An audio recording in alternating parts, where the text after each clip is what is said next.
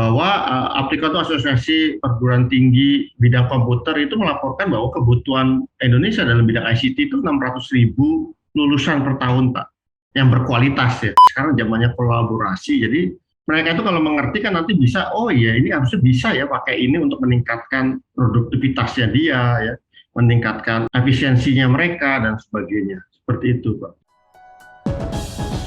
Cicol Digital Yours.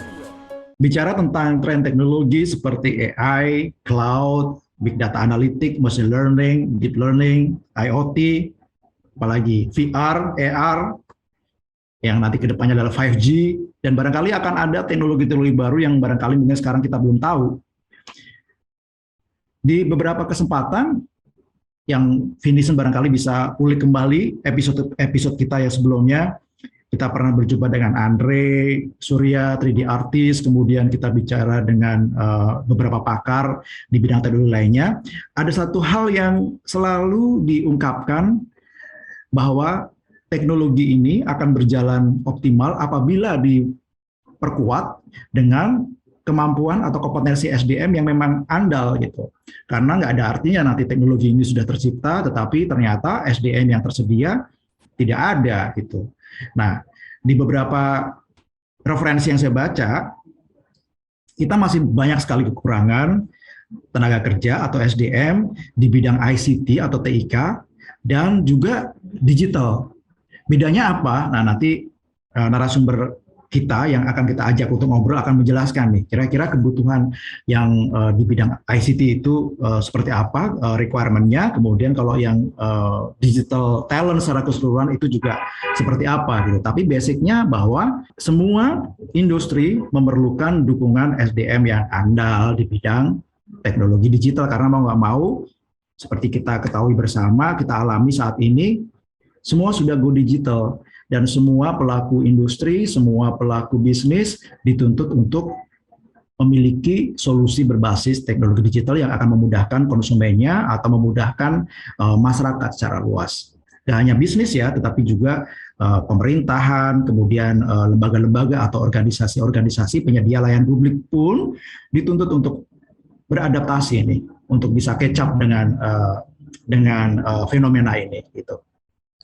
Sebelumnya kita sudah bincang-bincang tentang deep learning, di mana deep learning ini ternyata memang menjadi satu teknologi yang potensinya luar biasa untuk mendorong adanya inovasi. Tetapi waktu itu kita bicara dengan Dr. Handri, beliau mengatakan bahwa tetap di balik kecanggihan teknologi itu perlu adanya SDM yang mumpuni gitu. Kalau enggak ya percuma saja. Dan kalau teman-teman juga mau kilas balik di episode kita sebelumnya ketika kita bicara masalah robotik, ternyata robotik itu pun masih langka banget ini SDM-nya gitu. Jadi potensinya itu sangat luar biasa. Jadi perlu kita pahami bahwa teknologi digital ini memang sangat luar biasa yang bisa menjadikan dunia makin pintar. Tapi nggak ada gunanya, nggak bisa pintar dunia ini kalau orang-orangnya pun nggak pintar. Dan teknologi ini juga tidak akan menggeser manusia. Karena peran manusia ini memang tetap menjadi basic, tetap menjadi kunci, tetap menjadi fondasi. Jadi ini yang harus Finison pahami semuanya, dan saya rasa ini justru menjadi peluang ya. Nah, untuk mengeksplorasi tentang kebutuhan SDM itu seperti apa, terutama di bidang deep learning dan teknologi digital lainnya, saya kembali ditemenin oleh Dr. Handri Santoso yang sudah ada bersama saya sekarang. Halo Pak Handri. Selamat siang Pak Bem. Selamat siang. Baik sekali Pak, kita ketemu lagi di episode kali ini Pak. Iya Pak. Terima kasih nih waktunya Pak sudah. Wah ya, saya yang terima kasih nih Pak. TikTok yang terima kasih nih Pak Andri sudah meluangkan waktu kembali buat kita, buat memberikan pencerahan kepada teman-teman semuanya. Nah Pak Andri, sebenarnya sebelum dengan Pak Andri kita udah ketemu dengan berbagai narasumber Pak. Dan beliau juga ceritanya sama, bahwa terjadi kelangkaan atau ya istilah kesenjangan lah ya, kesenjangan antara kebutuhan industri, kebutuhan market dengan talent-talent yang available, yang tersedia gitu. Kebetulan ini Pak Andri terakhir ngobrol sama kita tentang deep learning juga mengungkapkan itu gitu, betapa cerdasnya deep learning, tetapi tanpa adanya manusia yang cerdas pula, yang mumpuni, yang bisa menjadi yang menjadi inovatornya, pengembang solusinya, ya akan percuma teknologi itu gitu. Nah Pak, kalau ngomongin tentang SDM sendiri Pak, di Indonesia seperti apa ketersediaannya untuk deep learning ataupun untuk keseluruhan nih Pak, ICT maupun digital talentnya sendiri? Ya. Jadi Pak Bem, sebetulnya ini kan tantangan kita sudah kita baca-baca di koran maupun hasil survei dari McKinsey atau juga lembaga-lembaga survei lainnya, itu memang tantangannya kita adalah masalah sumber daya manusia kita, terutama memasuki era digital saat ini yang semuanya berbasis digital. Nah, di deep learning itu ya sama seperti juga di bidang teknologi lainnya, seperti robotik ya, atau juga di bidang communication dan sebagainya, itu memang kita masih kekurangan. Kalau dibayangkan pada laporan dari Aptikom bahwa Aptikom itu Asosiasi Perguruan Tinggi Bidang Komputer itu melaporkan bahwa kebutuhan Indonesia dalam bidang ICT itu 600.000 lulusan per tahun Pak, yang berkualitas ya. Yang berkualitas. Nah, ya. Itu 600.000 itu adalah kebutuhan untuk digital talent atau ICT aja Pak? Untuk ICT Pak, jadi untuk kan kita hampir semua universitas punya jurusan komputer ya Pak. Ya. Tetapi kita hanya mampu menghasilkan 300.000 saja Pak lulusan. Tapi itu kita belum mau bicara masalah kualitas ya Pak, karena kualitas pendidikan kita kan masih belum merata ya Pak. Ya. 600.000 maksudnya ada 600.000 orang yang mempunyai kemampuan yang baik. Jadi rata. Yang qualified ya Pak ya, yang qualified. Yang sesuai dengan punya kompetensi yang dibutuhkan oleh industri saat ini. Tetapi lulusan IT ini aja tidak cukup Pak. Maksudnya tidak hanya lulusan IT, karena orang IT itu kan nggak bisa tahu tentang umpamanya ingin automation suatu proses. Dia nggak ngerti prosesnya, dia kan cuma bisa program saja Pak. Gitu. Berarti kan perlu lulusan lain yang memang dalam bidang lain yang juga punya kemampuan digital, ya, seperti umpamanya untuk peternakan, lulusan ini jelas tahu bahwa pentingnya teknologi dalam memajukan peternakan, pentingnya teknologi dalam memajukan pertanian, termasuk juga di bidang perbankan yang sekarang ini yang lumayan cukup cepat itu adalah dan mulai tersadar itu adalah perbankan. Kita bayangkan sekarang hampir tidak ada pembukaan cabang baru ya Pak untuk bank-bank, karena rata-rata semua beralih menjadi mengklaim dirinya menjadi bank digital gitu kan. Iya, tren fintech ya Pak ya? Iya betul Pak. Dan rata-rata fintech itu dibangun bukan dari basisnya perusahaan perbankan kan Pak. Iya, iya. Belakangan baru perbankan sadar bahwa ini sekarang mulai terjadi disrupsi gitu kan. Yeah. Disrupsi sehingga mereka mengubah bisnis modelnya ke arah bisnis digital. Iya, jadi kebutuhannya ternyata masih tinggi sekali Pak ya. Dan mungkin juga ini bisa menjadi sebuah pelurusan nih. Karena yang beredar di masyarakat sekarang ini kan 600.000 per tahun ya Pak ya? Iya. Itu kan pemahaman kita adalah digital talent Pak, bukan talent yang khusus untuk di ICT sendiri gitu. Artinya kalau kita bicara digital talent kan berbeda ya Pak ya dengan kebutuhan tadi ya. Artinya itu betul. Kalau digital talent itu berarti semua bidang tapi dia ngerti atau memiliki literasi di bidang digital gitu ya Pak ya. Betul. Tapi kalau yang ini khusus 600.000 itu ternyata memang kebutuhan hanya khusus untuk ICT dan itu pun baru 300 kata Bapak ya. Iya. 100.000 maksud 300.000.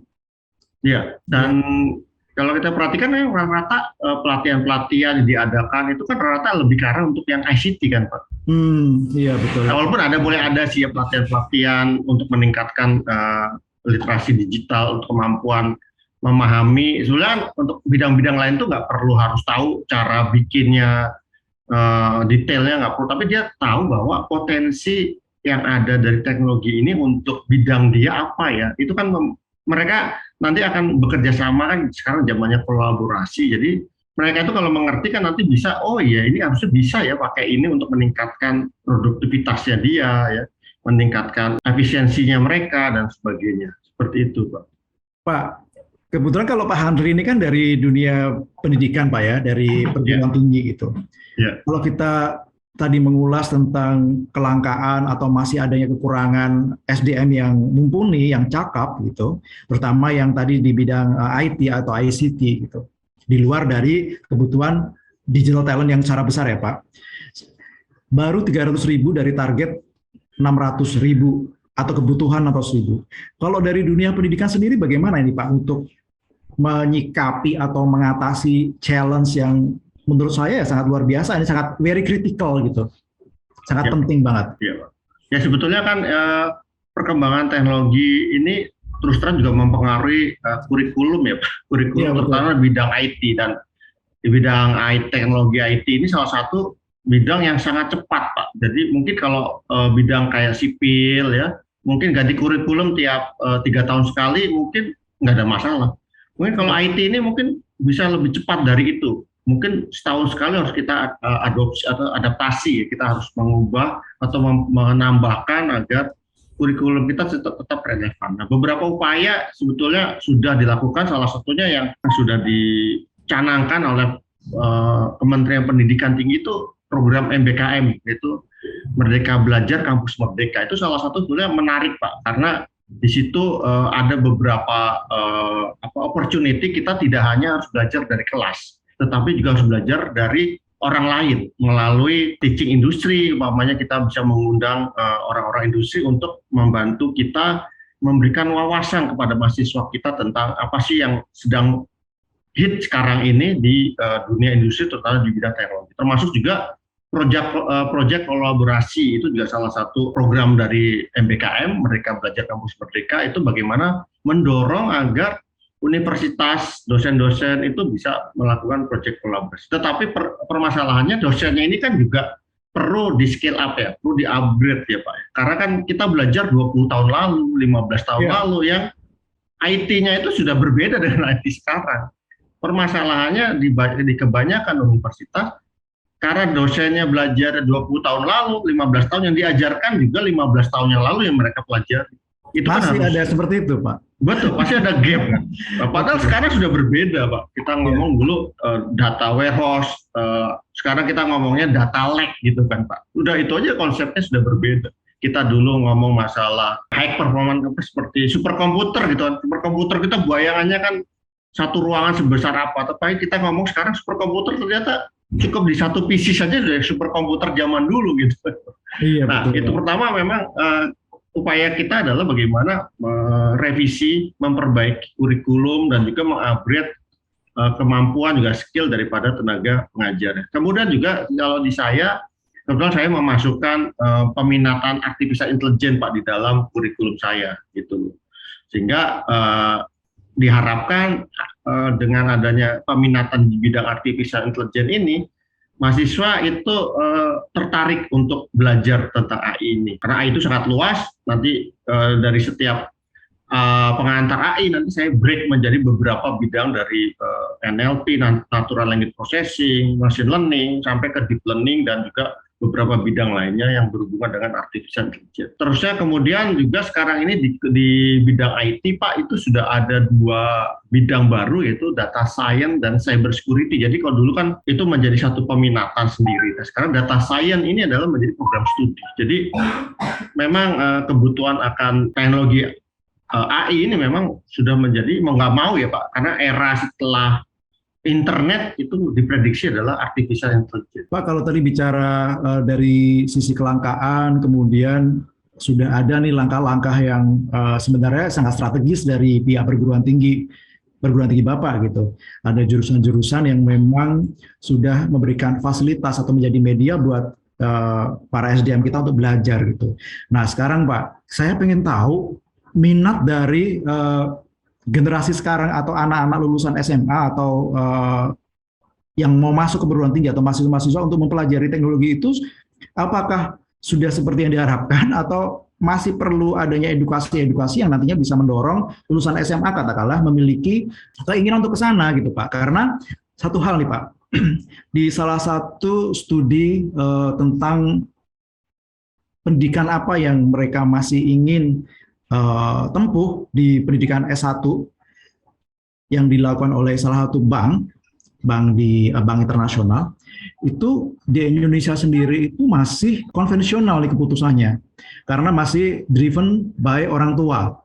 Sementara orang tua kita kan backgroundnya kan background yang masa lampau gitu, yang kita nggak bilang kedokteran itu nggak bagus, kita nggak bilang itu bagus, semuanya bagus gitu. Hanya orientasi keluarga, orientasi masyarakat ini masih ke sana nih, sehingga jurusan-jurusan yang harusnya itu kita sekarang itu perlu banget itu menjadi kurang. Nah, kalau dari pengalaman Bapak di perguruan tinggi Bapak seperti apa? Minat dari anak-anak sekarang untuk menuju ke jurusan itu atau belajar tentang AI, kemudian machine learning, deep learning dan sebagainya itu sudah bagaimana Pak gambarannya Pak? Ya, ini memang tetap jadi tantangan sih Pak Bem ya. Jadi tantangan buat kita karena eranya sudah berbeda Pak. Sehingga cara pembelajarannya kita juga mungkin berbeda. Kalau kita dulu kalau mau belajar ke perpustakaan ya Pak. Iya. Belajar dari buku-buku. Kemudian juga sekarang lapangan pekerjaan itu tidak cuma jadi insinyur, jadi dokter, tetapi juga kita bisa jadi apapun sekarang, bahkan jadi kreator, jadi kreatif kreator. Jadi kreatif konten juga menjadi suatu lapangan pekerjaan yang menjanjikan. Dan di bidang, tapi khusus di bidang IT ini kebetulan kalau di tempat kami memang ya biasa lah Pak, bukan nggak terlalu tinggi banget tapi tidak jatuh. Tapi menjadi salah satu favorit, tetap bukan menjadi yang paling favorit. Karena yang tetap favorit tetapi bidang-bidang yang memang kelihatan mereka yang lihat juga dari orang tuanya, kesuksesan orang tuanya, kemudian yang menghasilkan sesuatu lebih cepat, gitu kan sekarang eranya instan gitu. Seperti itu. Jadi memang ini salah satu hal yang challenging sih Pak, karena bagaimana kita bisa membawa mereka, bisa memberikan pemahaman mereka tentang kebutuhan ke depan ini. Kita kan kalau di universitas tuh bicaranya nggak saat ini gitu Pak, tapi kita ngomongnya kan nanti 5 tahun lagi atau 4 tahun lagi. Setelah kamu lulus itu bidang apa yang paling diminati.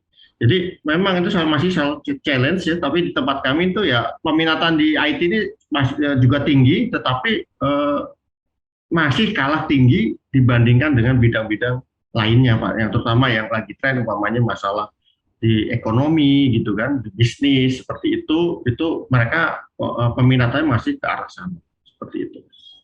Ya. Nggak ada upaya Pak dari perguruan tinggi untuk bikin roadshow ke SMA gitu untuk membangun kesadaran mereka gitu, meningkatkan literasi terhadap potensi dari jurusan-jurusan ini? Ya, jadi sebetulnya kita juga melakukan upaya itu Pak, jadi membuat suatu kegiatan pengabdian pada masyarakat berupa pelatihan, memberikan pelatihan kepada anak SMA tentang dasar-dasar pemrograman, kemudian juga tentang sosialisasi tentang apa itu digital transformation dan apa kebutuhan ke depannya di era industri 4.0. Itu kan kalau kita lihat semuanya lebih banyak sekali yang membutuhkan bidang-bidang di bidang ICT itu kan Pak kalau kita lihat. Tapi ya mengubah mindset itu memang tidak bisa cepat sih Pak Bem, karena poin daripada digital transformation atau perubahan kita mentransformasi diri kita ke perusahaan digital umpamanya, itu juga yang paling utama permasalahan adalah di people-nya, bukan di masalah teknologinya gitu. Karena kendala pertama di people. Nah, perubahan merubah orang ini adalah perubahan mindset. Nah, pemilihan prodi juga sama. Itu, Pak. Kalau tadi kan kita spesifik bicara tentang jurusan IT-nya Pak ya, ICT-nya. Sementara kita juga punya kebutuhan tentang peningkatan literasi atau kompetensi dari semua talent. Kalau kita bicara target tentang digital talent Pak. Di beberapa studi mengatakan bahwa kebutuhannya itu bahkan untuk Indonesia sendiri digital talent itu dibutuhkan sekitar 110 juta tambahan untuk 2025. Artinya ini hampir semua SDM itu dituntut untuk memiliki literasi untuk itu gitu. Sehingga mereka memahami. Nah, menurut Bapak, karena kalau kita bicara masalah teknologi digital seperti deep learning, AI, machine learning ini kan nantinya akan teraplikasi ke semua bidang. Bahkan sekarang aja kita udah menikmati gitu. Fintech udah pastilah, kita kemana-mana kita udah bank nabung juga udah gampang, transaksi udah gampang. Itu udah satu contoh yang benar-benar menjadikan kita itu efisien sama produktif. Kemudian di episode yang lampau Bapak udah cerita tentang fungsi dari deep learning dan teknologi yang lainnya AI dalam mendukung peternakan misalkan, pertanian, rekayasa lalu lintas, smart city dan semuanya gitu. Bahkan kalau kita boleh membuka sebuah skenario baru, bahkan di bidang olahraga pun ini barangkali deep learning dan sebagainya ini harus dipahami juga karena bisa menjadi satu landasan sport science kan Pak. Betul. Bisa menganalisis bagaimana pola permainan lawan, dikumpulin semuanya. Oh, kalau menjadi pemain yang hebat, misalkan punya kemampuan Roger Federer ditambah Djokovic, jadikan satu misalkan Nadal jadi satu, itu kan bisa menjadi analisis ke situ ya Pak, mengambil data-data itu. Apalagi IoT juga sudah nantinya semakin akan membudaya. Nah, kira-kira Pak, seperlu apa jurusan-jurusan yang lain, misalkan kedokteran, kemudian ekonomi, bisnis, jurusan olahraga, komunikasi, dan jurusan yang lain, itu perlu mendapatkan pelajaran tentang digital teknologi, sehingga mereka juga memiliki literasi yang baik. Paling tidak, mereka memiliki basic. Dan kalaupun mereka perlu, itu levelnya itu sebatas apa, Pak? Kan nggak mungkin mereka juga disuruh belajar teknik banget seperti teman-teman mahasiswa yang ada di jurusan IT udah pasti berbeda kan. Kalau menurut Bapak seperti apa Pak? Jadi sebenarnya kompetensi yang dibutuhkan oleh SDM ke depan itu sebenarnya kan untuk di bidang di luar bidang teknologi itu kan mungkin problem solving dan critical thinking itu salah satu yang jadi poin penting. Bagaimana membangun itu kan berarti dari mata kuliah yang diberikan yang memang mengarahkan kepada membangun kompetensi itu gitu Pak Beb. Nah, kalau di universitas di luar negeri ya Pak, yang setahu saya itu mata kuliah seperti pemrograman itu diberikan ke semua jurusan Pak. Ya. Karena itu kan membantu kita untuk bagaimana mengatasi permasalahan. Ya. Sebetulnya kalau programming itu kan dari masalah kita tuangkan menjadi suatu deskripsi yang bisa dipahami oleh komputer. Terus yang kedua adalah cyber security Pak, jadi introduction to cyber security, karena kan kita semua di dunia digital, kita nggak bisa, kejahatan juga ya nggak jauh-jauh dari penipuan, cuman dulu penipuannya bergaya konvensional, sekarang penipuannya berbasis teknologi. Kalau kita tidak dibekali literasi digital tentang cyber security, ya bidang-bidang lain ini kan semuanya juga sudah terimbas atau sudah memanfaatkan teknologi IT. Kalau mereka tidak punya kemampuan seperti itu ya kebocoran data itu akan terus terjadi, kemudian juga pencurian identitas itu akan terus terjadi dan seterusnya. Dan satu lagi skill yang perlu ditambahkan di bidang lain itu adalah data analitik Pak. Jadi tidak perlu pakai program, kan kita banyak sekali aplikasi-aplikasi. Ya dulu kita pakai Excel, ya sekarang karena mungkin pembelajaran yang lebih baik daripada itu Excel, umpama seperti ngomong merek misalnya kayak Power BI atau Tableau itu harusnya sudah diperkenalkan juga untuk mereka gunakan untuk menganalisa data. Jadi tiga dasar itu mungkin di tiga dasar mata kuliah itu mungkin bisa membantu prodi lain untuk bisa lebih mengkonekkan ya bidangnya dengan teknologi yang nantinya mereka akan hadapi juga di pekerjaan mereka seperti itu. Tapi Pak, menarik loh Pak, seperti yang Bapak sampaikan. Ini saya boleh berkeluh kesah personal. Silakan Pak. Jadi gini Pak, kebetulan di bidang saya itu kan di bidang sosial gitu. Tetapi ada semacam apa ya Pak? Saya nggak tahu ini apakah perubahan penurunan atau pendidikannya berubah. Tetapi saya lihat yang SDM yang sekarang, ketika saya pindahkan dengan tim saya di SDM yang dulu itu memang perbedaannya ada di pemahaman riset Pak. Jadi baiknya kan semua kegiatan, semua keputusan itu berbasis dari data ya, dari data yang kita kumpulkan. Kalau dulu mungkin kita manual, kita bikin survei, kita bikin macam-macam gitu, kemudian dianalisis. Nah sekarang ini kan kalau tadi kita lihat perkembangan kedokteran pun ya pasti butuh data, kemudian bisnis, ekonomi, olahraga apapun juga butuh data, dan mereka itu harus punya semangat riset gitu, semangat riset untuk menghasilkan sebuah keputusan yang tepat gitu. Nah kok saya rasa saya setuju banget dengan Bapak tadi bahwa jurusan-jurusan lain pun sebaiknya memasukkan ini menjadi satu mata kuliah, entah itu terintegrasi dengan mata kuliah apa itu? Kalau di sosial ada MPS dulu ya, ada metode penelitian sosial misalkan, atau metode penelitian yang lain yang gabung dengan statistik atau apapun. Saya rasa ini kan deep learning akan bisa membantu, machine learning bisa membantu, AI bisa membantu gitu nantinya gitu.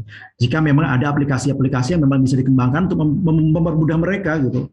Toh kita orientasinya result kan Pak ya. Betul Pak. Kalau kita result yang bisa menjadikan fondasi bagi kita untuk berinovasi gitu, untuk menghasilkan sebuah keputusan yang akurat. Nah, saya rasa itu sih gitu. Itu opini personal saya gitu atau harapan saya gitu untuk perguruan tinggi.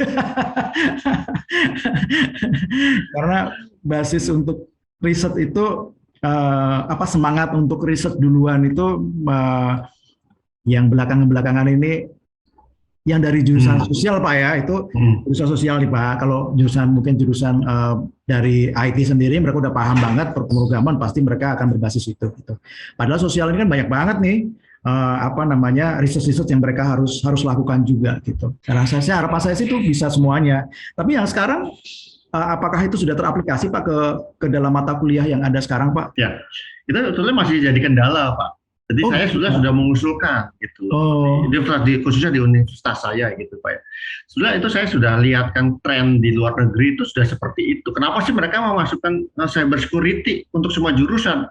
Saya melihat di balik itu kan ya tadi yang saya jelaskan, orang kita udah masuk dunia digital. Iya, betul. Bagaimana kamu bertransaksi menggunakan mobile apps, tetapi kamu nggak sadar bahwa sebetulnya kamu bisa punya potensi kehilangan data, kehilangan identitas di situ kayak gitu. Yeah. Tetapi ini lagi digodok dan mudah-mudahan sih dalam jangka waktu dekat ya mereka sadar itu untuk itu memang penting buat semua mahasiswa mendapatkan mata kuliah seperti itu gitu sih Pak.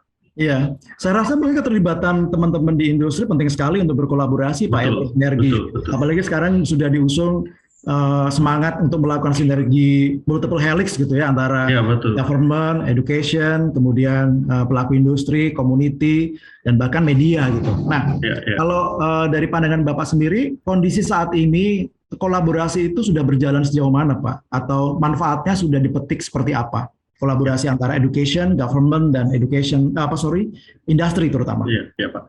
Ya itu kita mungkin kembali kepada budaya ya Pak, budaya kita ini di sini kan kebanyakan atau juga budaya mungkin kita di negara kita kebanyakan jadi market saja gitu kan Pak. Sehingga budaya riset itu belum menjadi sesuatu yang menjadi kesadaran gitu Pak. Kalau di negara lain kan memang di dunia pendidikan dari kecil itu mereka sudah diajarkan tentang research untuk menyelesaikan permasalahan, berkolaborasi dengan orang lain dan sebagainya. Nanti kita ini kan marketnya, kita di tempat kita tuh lebih ke arah market, sehingga budaya kolaborasi dengan pihak lain melakukan untuk memecahkan permasalahan itu memang masih belum banyak gitu Pak. Nah, pemerintah ini sebetulnya di tahun lalu itu sudah membuat suatu program untuk mengkolaborasikan Pak antara industri dan akademi itu dalam program yang mereka yang disebut dengan program kedirect, karena itu sebetulnya potensi karena si industri itu tidak perlu harus investasi terlalu besar untuk memecahkan permasalahan mereka yang belum dipecahkan, itu bisa diselesaikan oleh akademisi gitu yang memang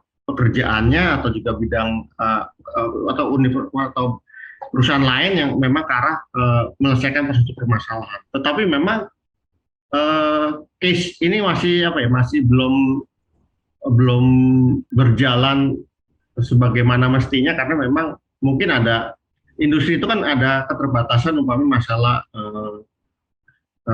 NDA itu Pak, masalah keamanan masalah kerahasiaan ya. Kerahasiaan seperti itu ya. Tetapi sih diharapkan saat ini kita tidak hanya tergantung kepada produk-produk luar, karena kan kalau kita pakai produk luar otomatis datanya juga diambil oleh luar kan gitu kan. Nah, itu yang kadang-kadang masih belum sadar gitu Pak. Padahal data itu sekarang data itu kayak ya itu oil and gas tadi yang Pak Bim jelaskan, bisnis setelah oil and gas data. Nah contohnya seperti peralatan-peralatan IoT itu kan rata-rata masih impor Pak kita seperti itu. Kenapa kita tidak agar data tersebut tetap di kita seperti itu.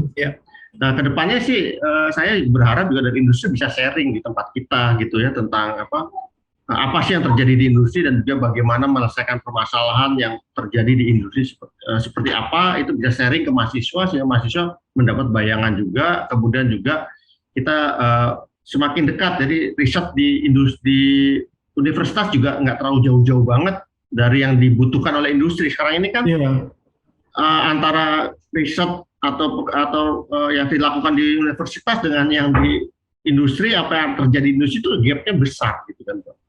Nah, diharapkan sih ke depannya ini kita bisa lebih berkolaborasi juga. Dan ke depannya juga kerjasama dalam pengembangan produk berbasis deep learning ini juga bisa dimanfaatkan juga sih Pak, kita bisa kembangkan lagi karena memang sebetulnya kan kebutuhannya ini setiap permasalahan tuh punya model yang beda-beda gitu Pak.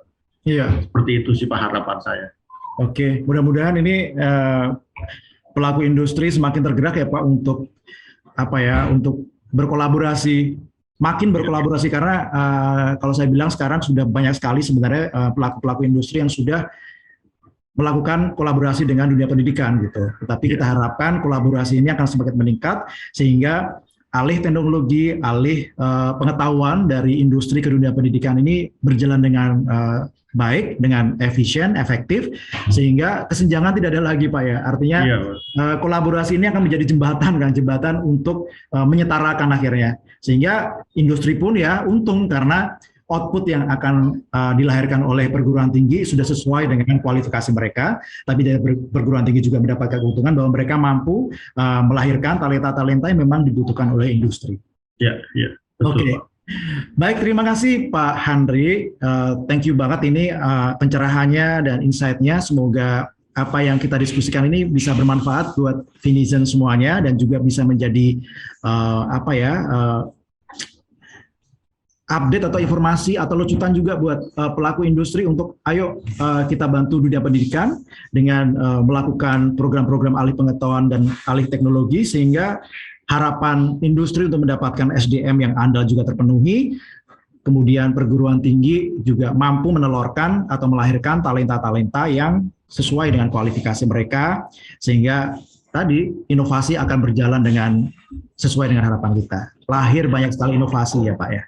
Ya betul Pak. Oke, thank you banget Pak Handri. Sama-sama Pak Bem. Sehat-sehat selalu. Nanti kalau kita butuh informasi baru tentang AI, tentang apalagi machine learning, deep learning, IoT, kita kontak Pak Handri lagi. Siap Pak Bem. Terima kasih banyak Pak Bem atas kesempatannya diberikan ke saya. Iya, thank you Pak. Thank you. Sehat-sehat semuanya. Kita bertemu lagi di obrolan yang lain dengan narasumber yang tak kalah menariknya. Dan jangan lupa like, subscribe, dan boleh komen-komen di sini untuk bertanya kepada Pak Handri, nanti kita sampaikan ke Pak Handri. Oke, bye. Salam sehat semuanya. Thank you, bye. Digital Yours.